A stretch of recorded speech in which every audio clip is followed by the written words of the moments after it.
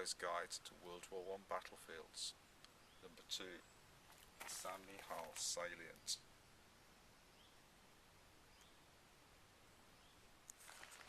The Saint-Mihiel Salient was an irritant to the Allied forces.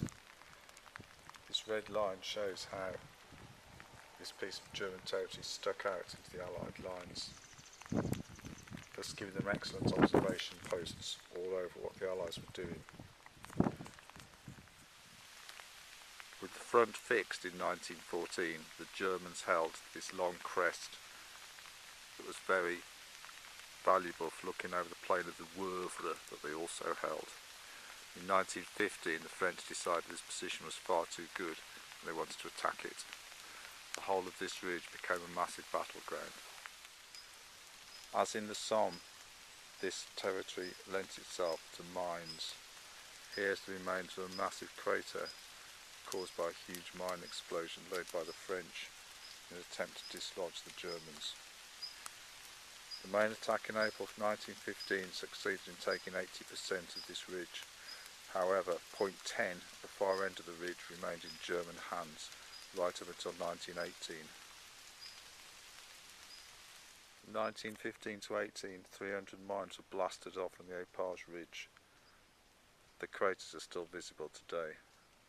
Sappers would dig, undermine deep underneath the trenches before an explosive charge would set off the mine to devastating effect for people occupying the position above.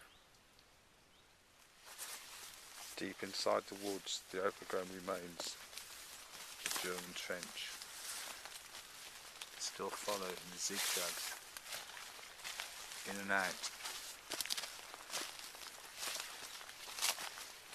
although now very overgrown. Next to the trench, German machine gun post shows how close we were to the front line.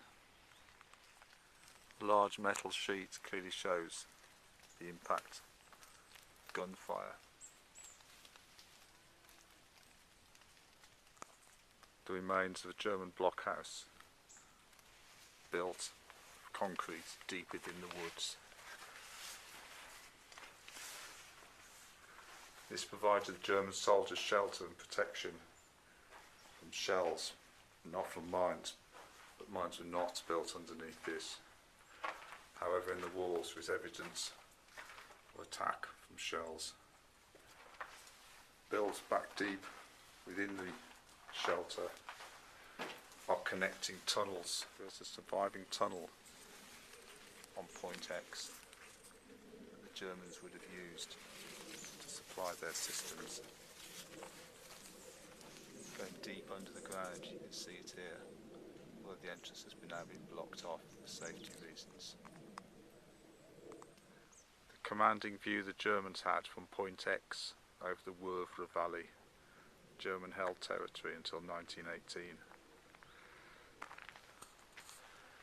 This point marks the final battle of this ridge, where finally, after months of intensive fighting, the Germans were defeated at Lepage, and this memorial was raised to the fallen French. Deep inside the Apremont forest, the Saint-Mihiel Salient, the remains of a German field hospital. This was a collecting station, not the main hospital, its purpose being to collect people who had been wounded, ready to evacuate them back to the main hospital.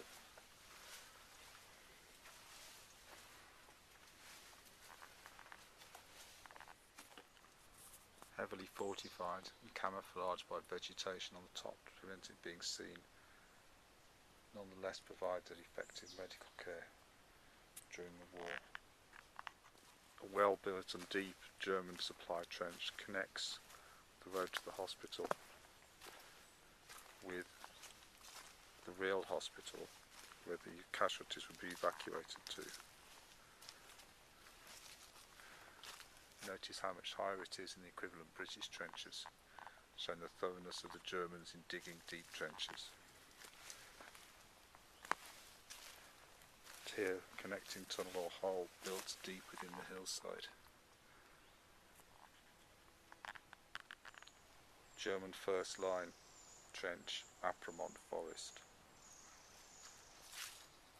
Notice how they've used stone reinforcements, and again the depth, zigzagness of the trench. We're now following the line of the German trenches.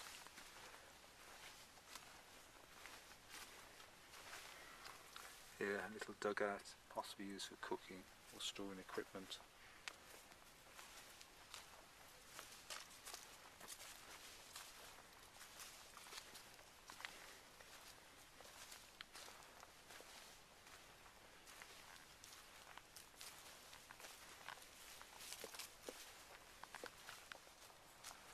An observation and firing post.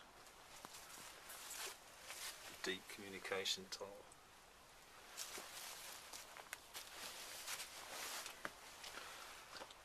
Soldiers would stand here and fire at the French over this parapet. This firing post still has the original German cross on it.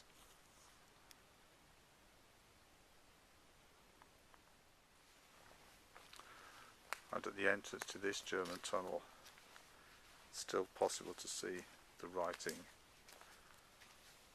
above the entrance. In through West. Then the name of the regiment, Bay Racom, Bavarian. Hence these trenches are known as the Bavarian trenches.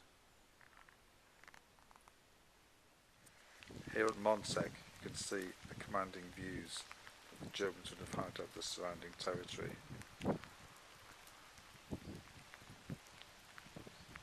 It's the Americans who finally captured this fortress, managing to defeat the Germans with an overwhelming force of 550,000 Americans, 110,000 French, backed up by over 1,000 aircraft. This impressive monument was created to show the sacrifice that happened in 1918.